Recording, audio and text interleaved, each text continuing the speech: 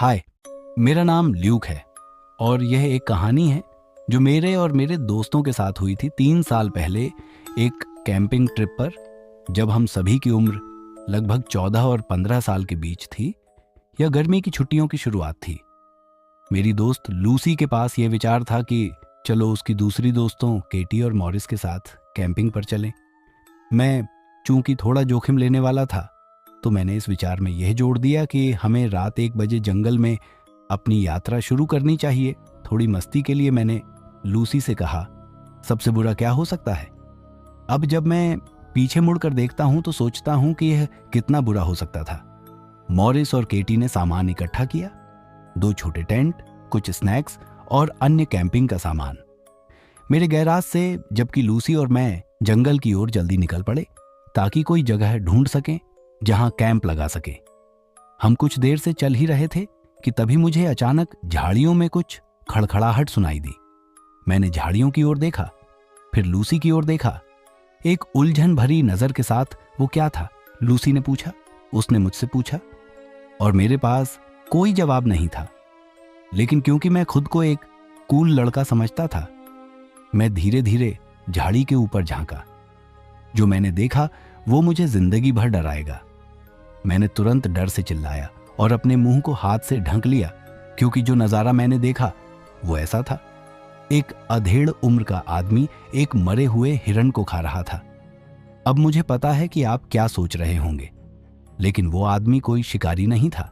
हिरण की लाश लगभग सड़ चुकी थी, उसकी पसलियां बाहर निकल रही थीं और वो आदमी उन्हें ऐसे चबा रहा था जैसे कोई कुत्ता हड्डी चबाता है। अचानक उस डरावने दृश्य के बीच वह आदमी पलटा। उसने मुझे और लूसी को देखा और तुरंत चारों हाथ पैरों पर दौड़ता हुआ वहां से भाग गया।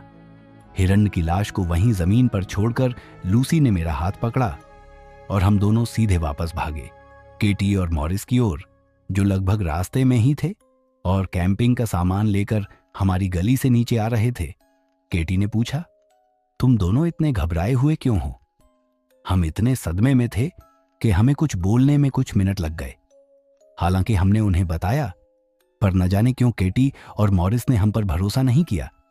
वो अब भी कैंपिंग के लिए उत्साहित थे और मूर्खता से हम वापस जंगल की ओर चल दिए। लेकिन इस बार किसी और जगह पर हमने एक बड़ी समतल जमीन ढूंढी जो पेड़ों से घिरी थी।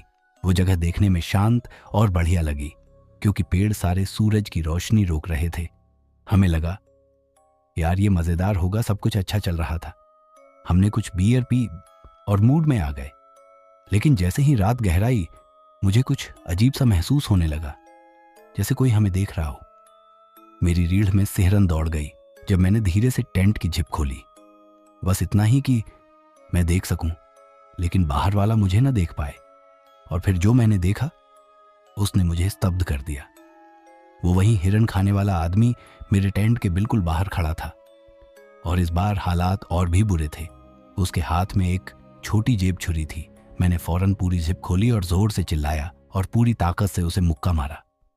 दुर्भाग्य से मैं अब भी थोड़ा नशे में था और उसने मुझे पकड़ लिया। वो आदमी मेरे ऊपर झपटा और मेरे हाथ पर चाकू से एक हल्की कट लगा दी। पर इससे पहले कि वो और कुछ कर पाता, सौभाग्य से मॉरिस आ गया और सीधे उसकी कमर पर जोरदार लात मारी। उस अजनबी ने मुझे छोड़ दिया और मैंने उसे कई बार मुक्के मारे, जब तक कि वो गिर न पड़ा। कैटी और लूसी ने तुरंत पुलिस को कॉल करने की कोशिश की, लेकिन वहां कोई नेटवर्क नहीं था। हमें जरा भी देर नहीं करनी थी। हमने जल्दी जल्दी अपने बैग उठाए, टेंट और बाकी सब चीजें वहीं छोड़ दी और बस शहर की ओर दौड़ लगा दी।